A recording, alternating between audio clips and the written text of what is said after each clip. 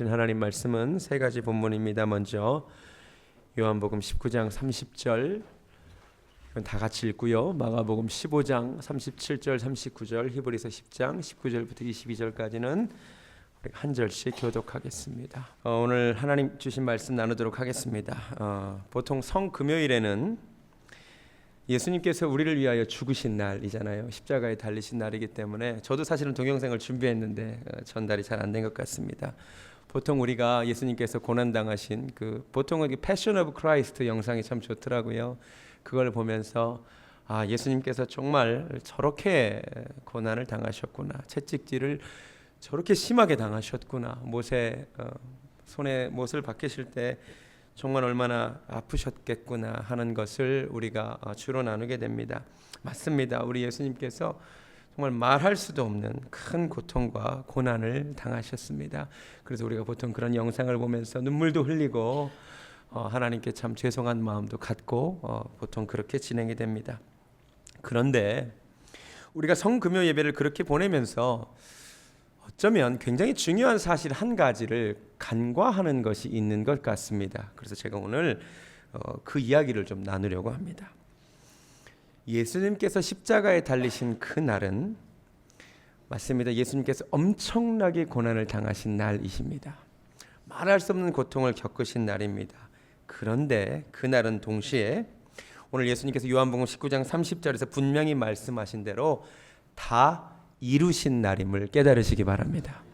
우리가 이거를 놓치면 안 돼요. 우리가 항상 예수님의 십자가를 보면서 가슴 아파하고 그래 나의 죄 때문에 죽으셨지 너무나 죄송해하고 여기서 그치면 사실은 십자가의 의미를 절반만 알고 넘어가는 것입니다. 그보다 더 중요한 것이 있습니다.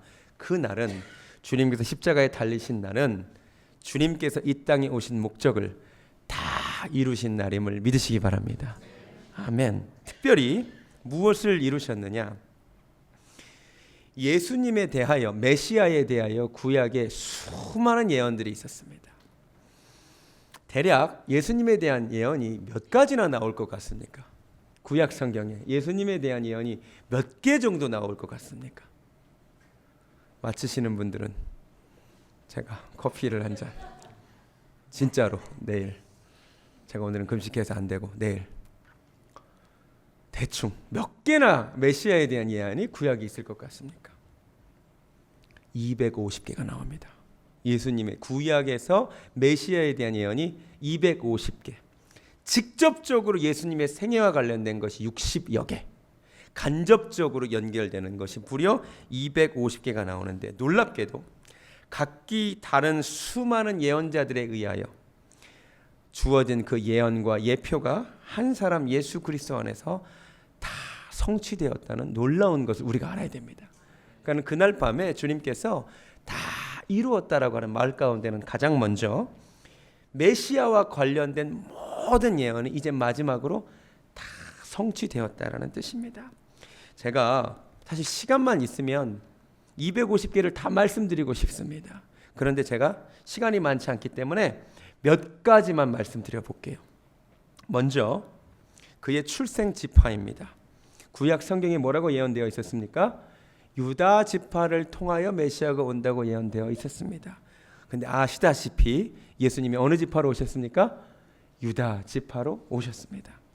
출생지입니다. 우리 미가서 한번 가보시겠습니다. 구약 성경 미가서. 제가 시간이 없어서 다 찾지는 않을 건데 몇 가지만 찾겠습니다. 미가서 5장 2절 말씀.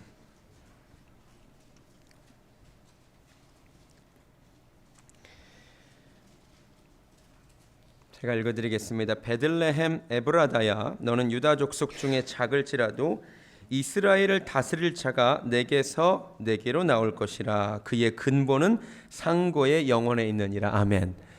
그 메시아가 어디서 출생할지 출생지가 사실은 예언되어 있었습니다. 어디서 출생하신대요? 베들레헴에서 출생하신대요. 예언된 그대로 예수님께서 어디서 나셨습니까? 베들레헴에서 나셨다는 거죠. 예수님 사역 하시기 전에 예수님 사역을 예비하는 자가 있을 것이라고 또 예언되어 있었습니다. 제가 이거는 세례요한 설교하면서 말씀드렸으니까 찾아보지 않겠습니다. 말라기에서 내가 내 종 엘리야를 다시 보낸다 그랬죠. 그게 누구죠? 세례 요한이 실제로 왔었습니다. 사역이 시작되는 장소도 사실은 예언이 되어 있었습니다. 이사야 9장 1절에 스불론 땅과 납달리 땅에 대한 예언이 나옵니다. 그런데 예수님이 실제로 사역의 시작이 어디였느냐? 바로 그것이었어요. 성경이 그것이 성취되었다고 말합니다. 우리 마태복음으로 가시겠습니다. 마태복음 4장 12절에서 16절. 예수께서 요한이 잡혔음을 들으시고 갈릴리로 물러가셨다가 나사렛을 떠나 스불론과 납달리 지경 해변에 있는 가버나움에 가서 사시니 이는 선지자 이사야를 통하여 하신 말씀을 이루려 하심이라 일러스되 하고 구약 성경에 예언이 나옵니다. 그러니까 사역이 시작되는 장소도 사실은 예언이 되어 있었습니다. 예수님이 사역을 시작하시면서 성전 정화하셨습니다. 제가 요한복음 설교하면서 말씀드렸습니다. 그것도 역시 말라기에 예언되어 있습니다. 주님이 갑자기 성전에 임하시게 될 것이라고. 예루살렘 입성하시는 장면, 입성하실 때 나귀 새끼를 타고 가신다는 것, 스가랴 9장 9절에 예언되어 있었다고 제가 지난주에 말씀드렸습니다. 제자였던 가룟 유다가 가까운 사람이 배반하게 될 것이라고도 예언되어 있습니다. 시편 41편에 내가 신뢰하여 내 떡을 나눠 먹던 친구, 예수님이 마지막에 성찬식 나누시잖아요. 나의 가까운 친구가 나를 대적하여 그의 발꿈치를 들었나이다. 이 역시 예수님의 인생 가운데 성취되었습니다. 그뿐이 아닙니다. 예수님이 몇 양에 팔리게 되셨죠? 은 30에 팔리게 될 것, 사실은 성경에 이미 예레미야 예언되어 있었습니다. 마태복음 27장으로 가시겠습니다. 27장 9절과 10절이 그 얘기를 합니다. 마태복음 27장 9절과 10절. 이에 선지자 예레미야를 통하여 하신 말씀이 이루어졌나니 일러스되 그들이 그 가격 매겨진 자 곧 이스라엘 자손 중에서 가격 매긴 자의 가격 곧 은 30을 가지고 할게 될 거라는 거죠. 여러분 놀랍지 않습니까? 수천 년 전에 예레미야 선지자를 통해 이미 예수님이 은 30냥에 팔리게 될 것이라는 것도 예언되어 있었습니다. 별로 표정을 보니 안 놀라시는 것 같은데 저는 하나씩 살펴보면서 너무 놀랐습니다. 제가 이번 특별 새벽기도 기간에 이사야 53장 말씀을 읽어드렸습니다. 거기에 수많은 예언들이 다 성취되었습니다. 그가 곤욕을 당하여 괴로울 때도 그 입을 열지 아니하였다고. 주님이 침묵하셨습니다. 그가 찔림은 우리의 허물 인함이요 그가 상함은 우리의 죄악을 인함이라. 그가 징계를 받음으로 우리가 평화를 누리고 그가 채찍에 맞음으로 우리가 나음을 입었도다. 예언된 그대로 주님이 징계를 당하시고 채찍에 맞으셨습니다. 이사야 50장에는 예수님이 얼굴에 침뱉음을 당하게 될 것도 예언되어 있습니다. 나를 때리는 자들에게 내 등을 맡기며 나의 수염을 뽑는 자들에게 나의 뺨을 맡기며 수욕과 침뱉음을 피하려고 내 얼굴을 가리우지 아니하였느니라. 아니 주님이 십자가에 달리실 때 그 좌우편에 강도들이 함께 달리게 될 것도 사실은 예언되어 있었습니다.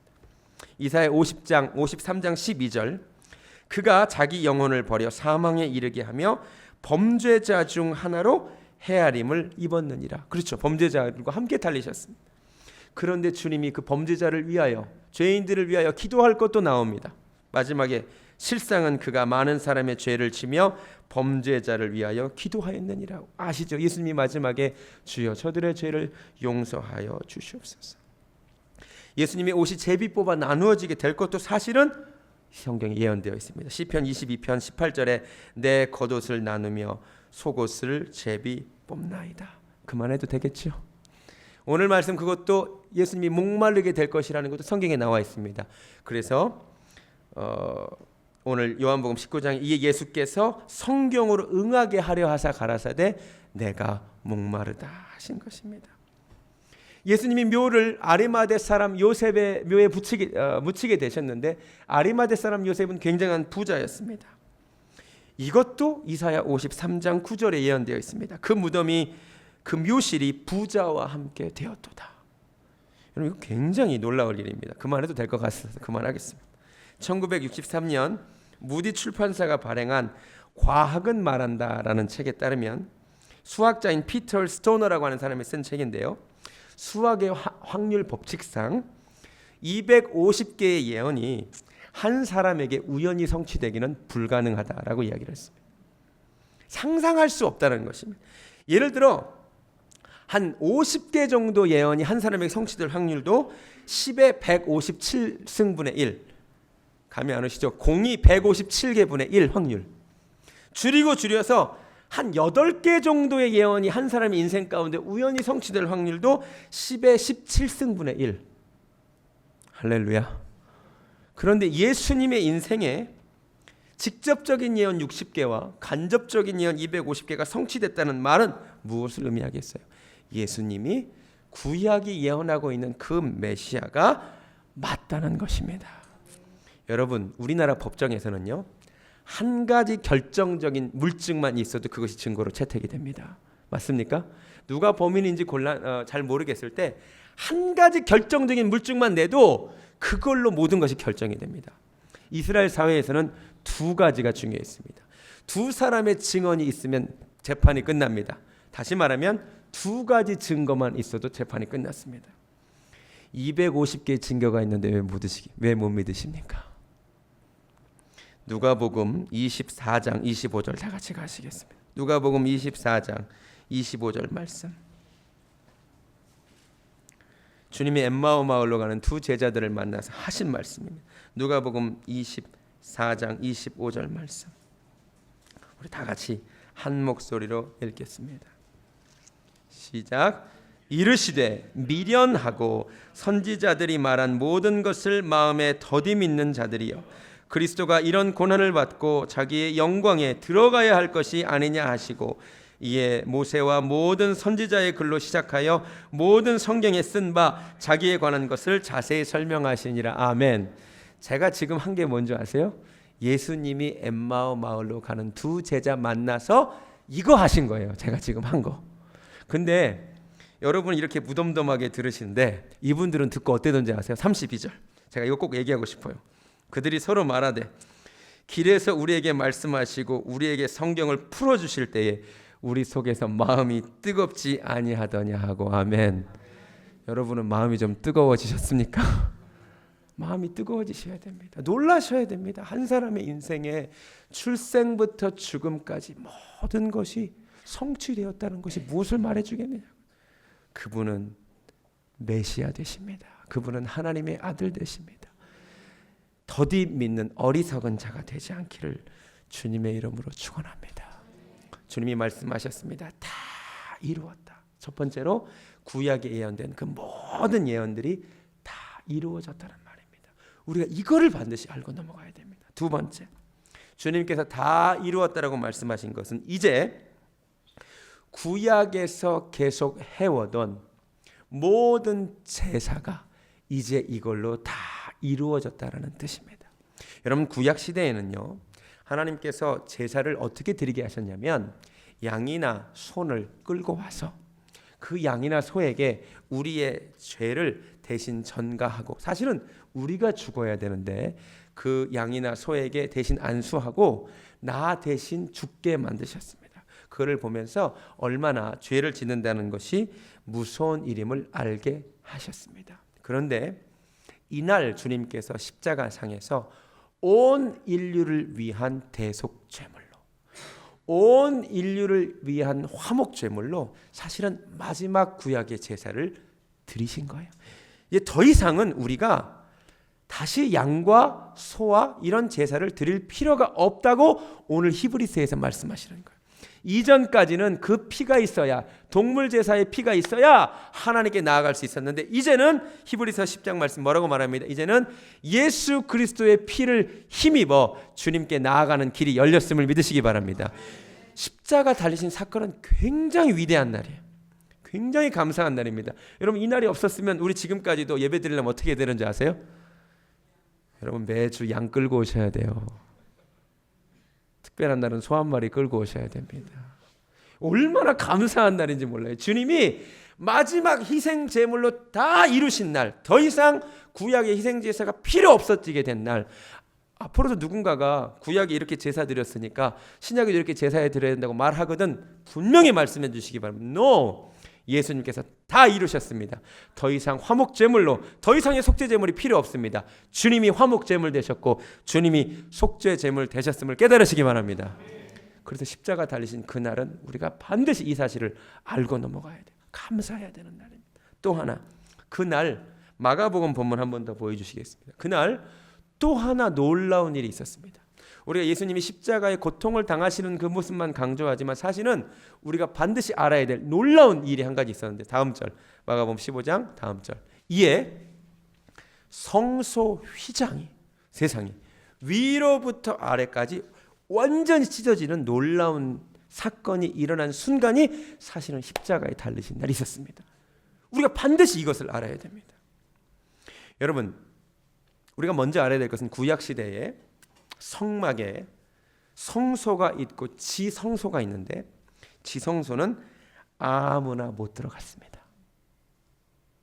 지성소와 성소 사이에 이 휘장이 있는데 오직 대제사장만이, 그것도 1년에 한 번 겨우 들어갈 수 있었습니다. 그런데 얼마나 무서웠는지, 이거 잘못 들어가면 죽어요. 그거 혹시 아세요?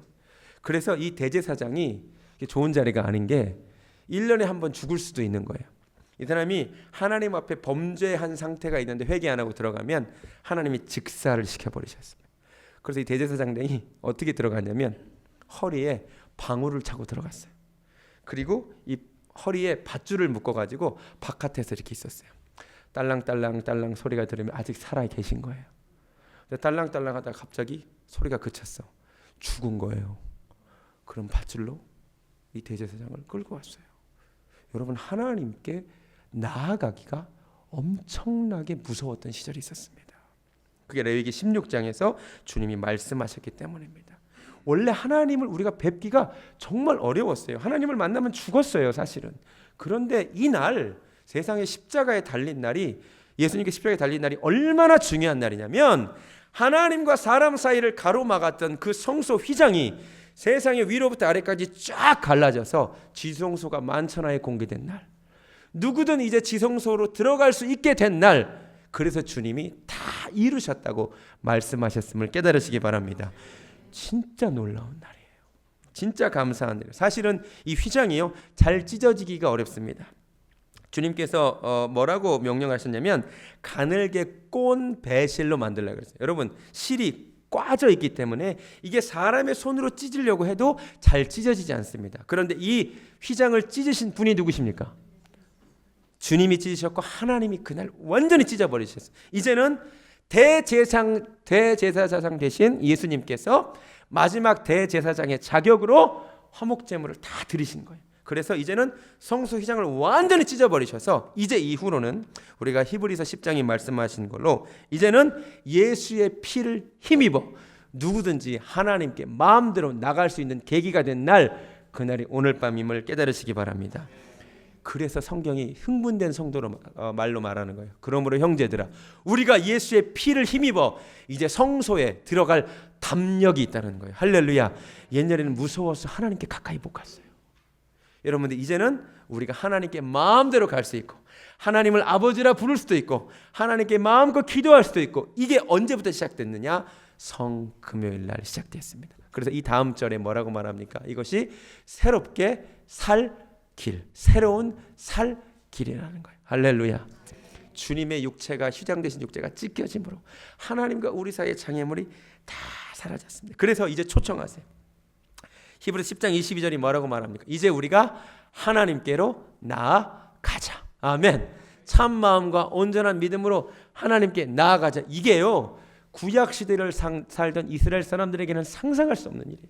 하나님께 어떻게 나아가요? 대제사장이나 1년에 한 번 나아갈 수 있는 것이지. 그런데 아니에요. 이제 예수님이 그 장벽을 다 없애셨어요. 다 이루셨습니다. 이제 우리 예수 믿는 사람들은 유대교하고 뭐가 다르냐? 우리는 멀찌감치 서서 그냥 두렵고 떨면서 하나님을 뵙는 자들이 아니에요. 우리는 그 하나님을 이제 아버지로, 이제 지성소가 개방됐어요. 우리가 예수 그리스도의 피를 힘입어 언제든지 하나님께 나아올 수 있는 특권을 가진 존재임을 믿으시기 바랍니다. 이제 더 이상 멀찌감치 떨어져서 하나님께 예배하지 마세요. 친밀함으로 하나님께 나아가시기 바랍니다. 아멘. 휘장이 사람에 의해서가 아니라 하나님께 의해 찢어졌어요. 하나님이 가까이 오라는 거, 이제 다 오라는 것입니다. 여러분, 하나님께 예배 드릴 때 손도 들고 찬양하시고, 기도하실 때 마음껏 부르짖고 찬양하시고, 하나님께 좀 가까이 나아가세요. 주님은 가까이 찾는 자를 이제 다 만나 주시기로 십자가 상에서 결정하신 줄로 믿습니다. 근데 한 가지 기억해야 돼요. 주님께로, 하나님께로 나아가는 유일한 길은 예수 그리스도 보혈의 십자가밖에 없습니다. 우리가 반드시 주님께 나아가기 앞서 우리는 죄인이에요. 여전히 죄인은 하나님께 나아갈 수가 없습니다. 그런데 우리가 무슨 담력을 가지고 나아간다고요? 예수 그리스도께서 십자가의 보혈로 나를 용서하셨다는 거죠. 이거 갖고 가는 거예요. 앞으로 여러분 예배 드리기에 앞서 뭐라고 기도하시느냐? 하나님, 나는 죄인입니다. 나는 오늘도 죄 가운데 주 앞에 왔습니다. 그러나 나를 보지 마시고 나를 덮으신 예수 그리스도의 보혈을 보시고 나를 받아 주시옵소서. 항상 예배드리기에 앞서 오늘 말씀 기억하세요. 주님, 나는 자격 없사오나 하나님께 나아갈 자격 없는 자이거나 예수 그리스도의 보혈의 공로를 힘입어, 이 피를 힘입어 내가 담대히 하나님께 예배하러 나왔습니다. 꼭 회개하시고 그 보혈의 공로를 의지하여 하나님께 나아갈 때에 주께서 친밀히 만나주시는 역사가 있을 줄로 믿습니다. 아멘. 그래서 오늘 밤은 복된 날입니다. 주님이 십자가에 달려서 고통당하셔서 아픈 밤이기도 하지만 그날은 주님이 모든 구약의 예언을 다 이루신 날이고 모든 제사를 완벽하게 끝내신 날이고 성소의 휘장을 가르심으로 하나님과 새로운 살 길을 시작하신 날, 복된 날 오늘 밤인 줄로 믿습니다. 감사함으로 찬양하며 나아가겠습니다. 주의 보좌로 나아갈 때에 어떻게 나가야 할까요? 나를 구원한 주의 십자가, 이것을 믿으며 가는 겁니다. 내가 여전히 부족하지만 나를 품으신 그 보혈의 공로 힘입어 담대히 한번 나아가 보겠습니다. 아멘. 주의 보좌로 나아갈 때에 어떻게 나가야 할? 아멘. 십자가 의지합니다. 나를 구원한 주의 십자가, 그것을 믿으며 가네. 아멘. 주의 보좌로 나아갈 때에 주의 보좌로 나아가, 나 여전히 부족합니다. 나 여전히 부족하. 그러나 예수님을 의지하며 나아갑니다. 나를 품으신 주의 그 사랑, 그것을 믿으며 가네. 아멘. 자격 없는 내 힘이 아닌, 자격 없는 내 힘이 아닌 오직 예수님의 보혈로 갑니다. 오직 예수님의 보혈로. 아멘. 자격 없는 내 힘이 아닌 오직 예수님의 보혈로. 아멘. 십자가의 보혈, 십자가의 보혈, 완전하신 사랑 힘입어 나갑니다.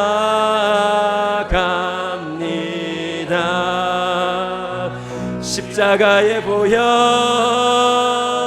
완전하신 사랑 힘입어 예배. 한 번 더 찬양합니다. 십자가의 보혈, 십자가의 보혈, 완전하신 사랑 힘입어 나아가. 하나님이 피를 힘입어 담대히 나아갑니다. 십자가의 보혈, 완전하신 사랑 힘입어 예배합니다.